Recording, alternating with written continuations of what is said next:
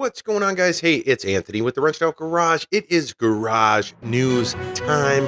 So, today we're going to be talking about buying that brand new car or truck that you see already accessorized out, whether it's a lift kit, lowering kit, wheels, tires, exhaust, topper, whatever it is. We're going to dive into that subject today. And a couple of things to note is I worked for a couple of dealerships, Dodge, which was Chrysler, Dodge, Chrysler, Jeep, and I also worked for Jaguar, Land Rover, and Volvo.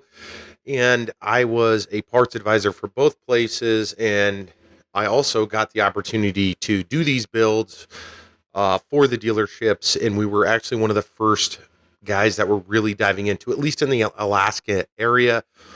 We started doing that over 12 years ago today. So let me dive into how we used to do it and what it looks like today. So the way we used to do it is, we'd get wheels and tires and we'd put a leveling kit. We'll just say that that's the easiest way to explain it. The leveling kit was $200. The wheels and tires, we'll say $2,000. And so we would put those two on there, $2,200 would be the parts price, and that's the same price that you could walk into the dealership with your used truck and say, hey, I want these things, and then it would be just the install price. Now, this was all very fair and common pricing. There was no additional markups.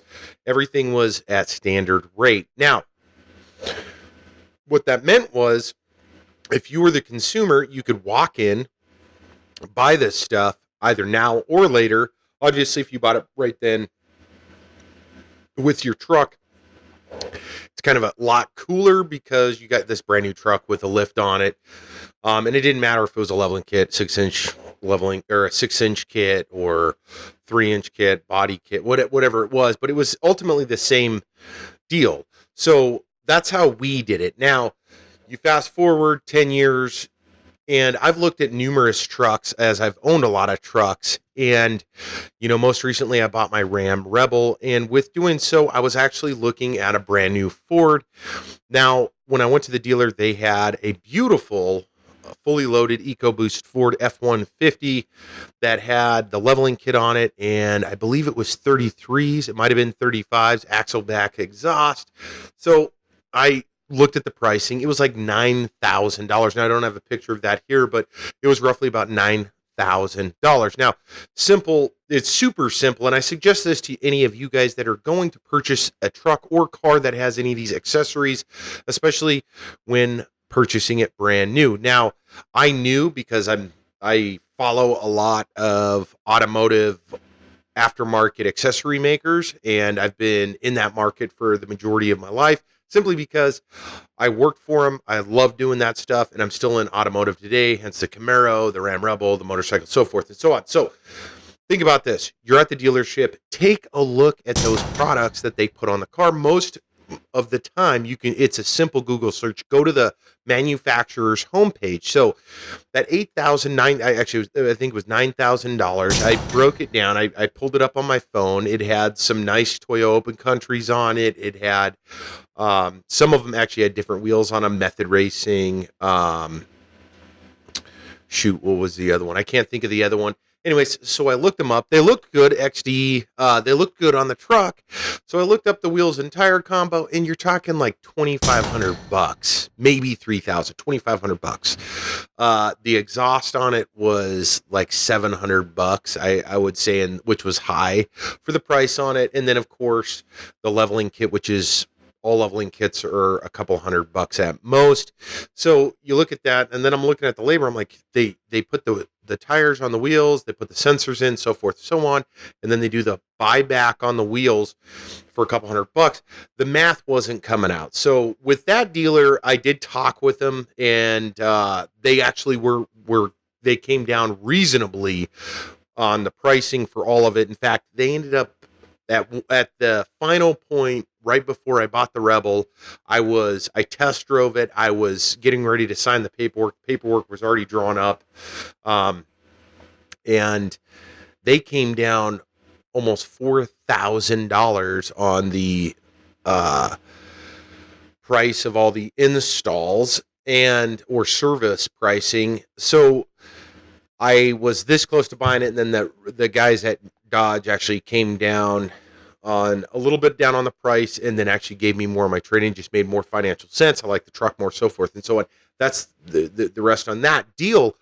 But if you're out looking at a truck or car, price out the parts and then negotiate those with those guys if you're buying it. Don't just go in and just say, hey, I love the truck, they're giving me a rebate on the truck, but I'm getting all these other cool things added to it for free.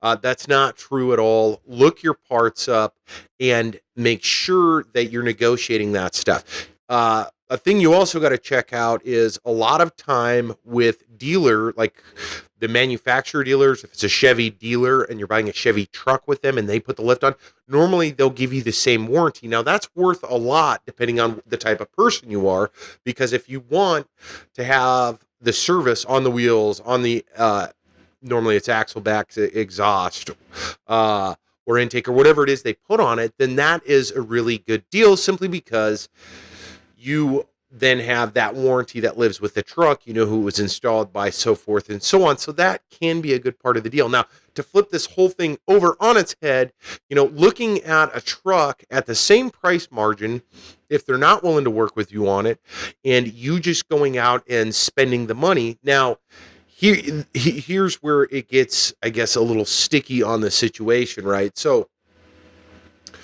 if you buy it with your truck, you can roll it in whatever financial rate you bargain with your bank, which is obviously a big appeal to a lot of people, simply because then you're not, you don't have to pay, you know, $5,000 or $10,000, whatever that price is out of pocket. It's rolled right into your monthly payment. Now, if you flip that thing over, and I don't suggest this necessarily, but if you're that adamant on it, you can always finance it either with a credit card, with Amazon, with PayPal, or whoever you're trying to buy those parts from, coming at a lower dollar figure, and save all that money, whatever that money is, install it yourself. Because most of the stuff, if you're doing a leveling kit on your truck or even a lowering kit on your car, those are fairly simple things to do, that you're not going to void your warranty as long as you're putting reputable parts on and you're careful and watch a YouTube video or 10 YouTube videos if it takes it. Ask questions and do it yourself, because you're going to end up saving all that money that can go toward that next mod or whatever it is. Now, do your homework. Obviously, I know that a lot of us get that kind of like that starstruck. You're at the dealer, you want this brand new thing, and it's badass with this, and this. Just don't get ripped off with doing that. I highly suggest you guys do your homework before doing that.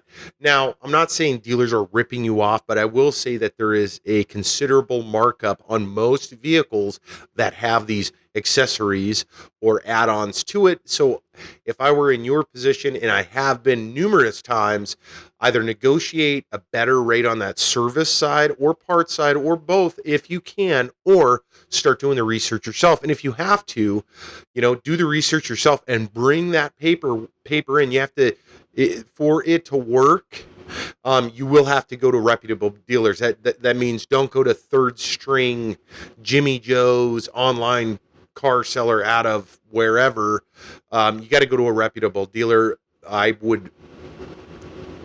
Most places will prefer that it is the manufacturer. So go to, you know, Method Racing, or go to Rough Country, or go to whoever, and that Lexani, if it's their wheels or whatever, and then get pricing from them. You know, another good tire and wheel guy that you can get pricing from is Tire Rack. You know, bundle it together, especially if you're in the lower 48, bundle it together and then show them and say, hey, look, here's the deal. I love the truck, or I love this car. I can get all of these parts for X dollars, $1,500. Here it is. I'm going to show you. Can you do any better? Because, you know, I want the truck, but I don't want to pay $8,000 when I can clearly get it for $1,400 or $3,000 or whatever it is. Every deal is different when it comes to that, simply because wheels cost different for every wheel. Tires cost different, leveling kits, lift kits, exhaust, intake, if you're getting a supercharger, if you're getting this, that. I mean, the list goes on and on. Do your homework, check it out. Also, make sure that the parts that they're putting on the vehicles are from reputable parts manufacturers. I have seen YouTube videos of guys that bought these trucks with these unknown manufacturers for some of these parts. They're just oddballs. I don't know if they're some kind of deal brokered with another deal for that dealership or whatever it is, but make sure that you're getting reputable parts put on your brand new car or truck as well. That pretty much wraps up today's video. Just talking a little bit about buying that new truck or car or whatever it may be with all of those mods and accessories on them. If you guys have any questions on that, drop a comment down below. I'd be more than happy to answer or try to help you if you're looking at doing it either which way. I'm a supporter of both, guys. I'm not sitting here dogging on one or the other. Like I said, I did that for years. I did a bunch of vehicles for Dodge. I did a handful of vehicles on Range Rovers, and some of the Range Rovers I did pushed well over the 6-figure marker with doing three-piece wheels with, at the time, some really expensive tires and grills and all of that stuff. So I'd be more than happy to talk to you guys about that. What do you guys think of the dealer upselling and putting those parts on? Again, drop a comment down below. That wraps up today's Garage News. Thank you guys for tuning in. We do appreciate it. And again, hit the subscribe button down below or hit the Garage Life emblem in the lower corner. We got Garage News every single week. Thanks for tuning in. And if you guys are out riding or driving, do it safely. And we'll see you guys in the next video.